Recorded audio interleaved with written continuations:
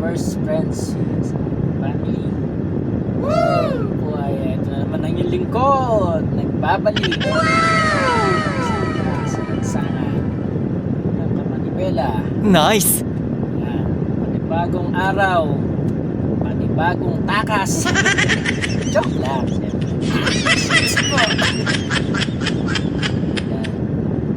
Nakapaghatid na tayo ng isang mahalaga at importante. Tamo, charger lang. Sinadya ko pa ng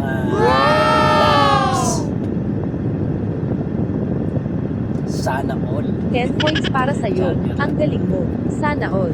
Kasi isang teacher ni Madam naiiwan yung charger to sa bahay. Nakisikadya ko. Napaka-special. Sana all. Siyempre tawag na trabaho natin yan. Kung ano naman yung transporter tayo.